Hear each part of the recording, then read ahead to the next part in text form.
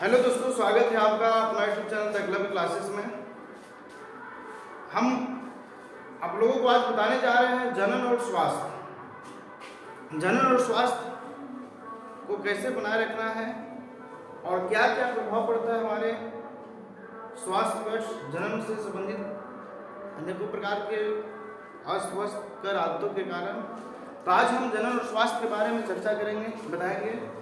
तो जनन और स्वास्थ्य होता क्या है? तो जैसे बहुत सारे ऐसे परिघटनाएं घटती है जिसमें जनन के कारण और उसके खराब आदतों के कारण, अस्वस्थ आदतों के कारण अनेकों प्रकार के रोग उत्पन्न हो जाते हैं, बीमारियां फैल जाती है, बहुत सारे तरह तरह के अनेकों प्रकार की परेशानी का सामना करना पड़ता है, सामाजिक दुष्प्रभाव फैलता है।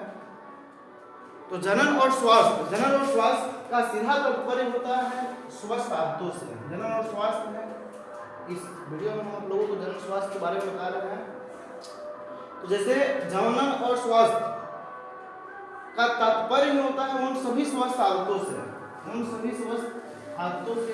एवं व्यवहारों से जिसका सीधा प्रभाव मानव के व्यक्तिगत स्वास्थ्य पर पड़ता है।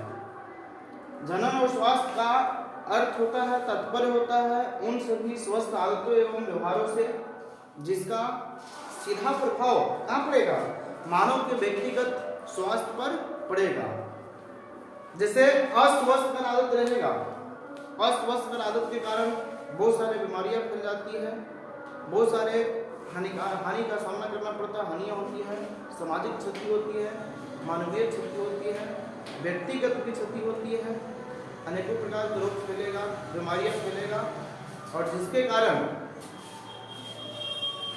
इसे बच करके रहना पड़ेगा, आदत को स्वस्थ अच्छा आदत बना करके रखना पड़ेगा। जैसे अब कभी कभी होता है कि जैसे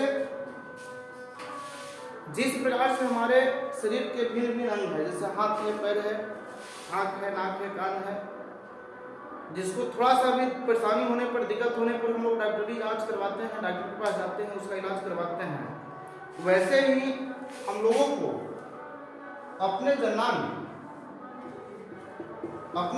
से संबंधित होने वाले बीमारियों को भी, जन्नांगों में होने वाले विकृतियों को भी, बीमारी को भी लगा और गोपनीय नहीं बना करके रखना चाहिए। यदि किसी भी व्यक्ति का, मानव का, नर हो या मादा, यदि जनांगों में किसी भी प्रकार की बीमारी उत्पन्न हुआ, बीमारी फैला, तो उसको तुरंत डॉक्टर से जांच करवाना चाहिए, डॉक्टर के पास जाना चाहिए और जांच करवाकर उस जनांग की सही ढंग से इलाज करवाना चाहिए। कभी कभी होता क्या है कि जैसे कुछ लोग होते हैं क्या, जैसे यदि जनांगों में किसी भी प्रकार का विकृति उत्पन्न हो गया, किसी भी प्रकार का बीमारी उत्पन्न हो गया, तो उसको अपने लजा के कारण डॉक्टर से नहीं दिखाते हैं, नहीं बताते हैं, दूसरों को नहीं कहते हैं, और जिसके कारण वही बीमारी बढ़ते चला जाता है और बढ़ते बढ़ते पूरे जन्नांग को संक्रमित कर देता है, पूरे शरीर को संक्रमित कर देता है, अनेक प्रकार की बीमारियां उत्पन्न कर देता है, और वह हमारे लिए क्या होता है? हानि हो जाएगा, हानिकारक हो जाएगा। इसलिए हम लोगों को क्या करना चाहिए? अपने जन्नांगों की सही समय पर जांच करवाना आवश्यक होता है। इसलिए हमारे शरीर के सभी अंग जिस प्रकार से महत्वपूर्ण है, हाथ में जैसे घाव हुआ तो डॉक्टर के पास जाकर इलाज करवाते हैं, मलहम पट्टी करवाते हैं। हाथ में दर्द हुआ, पैर में दर्द हुआ, बुखार लगा तो डॉक्टर के पास जाकर के हम लोग क्या करते हैं? इलाज करवाते हैं। उसी प्रकार यदि जन्नांग में भी किसी भी प्रकार की विकृति उत्पन्न हुआ, बीमारी उत्पन्न हुआ, समस्या उत्पन्न हुआ, तो उसको तुरंत डॉक्टर के पास जाना चाहिए और डॉक्टर के पास जाकर के क्या करवाना चाहिए? जांच करवाना चाहिए। और जांच नहीं करवाने से कुछ ऐसे रोग उत्पन्न हो जाते हैं जो स्वयं के तो होबे करेगा, मतलब नर और मादा को तो विपरीत लिंग वाले को तो होबे करेगा, उससे जो उत्पन्न संतान होगा उसको भी यह रोग प्रभावित कर देता है। जैसे यदि स्वस्थ आदत नहीं रखा जाए तो नर और मादा जो विपरीत लिंग वाले हैं, क्या है? विपरीत लिंग वाले हैं, तो विपरीत लिंग वाले को तो प्रभावित करबे करेगा वह बीमारी, उससे जो उत्पन्न होगा उसके उत्पन्न संतान को भी प्रभावित करेगा, उससे भी उत्पन्न संतान को प्रभावित करेगा, यानी कि पीढ़ी दर पीढ़ी क्या होगा, चलते जाएगा। ऐसे ऐसे रोग उत्पन्न हो जाते हैं अस्वस्थकर आदत के कारण। जैसे एड्स एक ऐसा बीमारी है, एड्स AIDS, यह एक ऐसा बीमारी है जो लैंगिक जलन संचालित रोग है, फैलता भी है एक व्यक्ति से दूसरे व्यक्ति में, एक समुदाय से दूसरे। यदि मान लेते हैं कि राम है, श्याम है, एक व्यक्ति से यह इसके साथ संभोग करता है, राम है सीता के साथ संभोग करता है, तो यह इससे यदि यह एड्स से ग्रसित है, ठीक है, एड्स से ग्रसित है, तो यह इसके पास भी चला जाएगा। इससे जो ये दोनों से जो उत्पन्न संतान होगा ये भी पीढ़ी दर पीढ़ी इसमें चला जाएगा, और इससे भी उत्पन्न संतान होगा उसके पास भी यह बीमारी फैलते चला जाएगा। यानी कि यह जो बीमारी है कभी ठीक नहीं हो पाता, इसका इलाज अभी तक संभव नहीं हो पाया है। हम कुछ इसके कम प्रभाव कम किया गया है, ऐसे इलाज उत्पन्न हुए हैं, लेकिन पूर्ण रूप से ठीक करने का कोई इलाज नहीं है।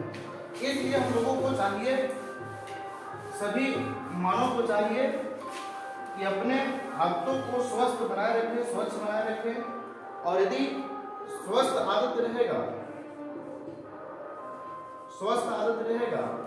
तो ये सभी बीमारियों को फैलने से रोका जा सकता है, ऐसे ऐसे बीमारियां नहीं हो पाएगा, और उससे उत्पन्न होने वाले संतान भी बचे रहेंगे, बीमारी विमुक्त रहेंगे, बीमारी से उनको पास कोई बीमारी नहीं रहेगा।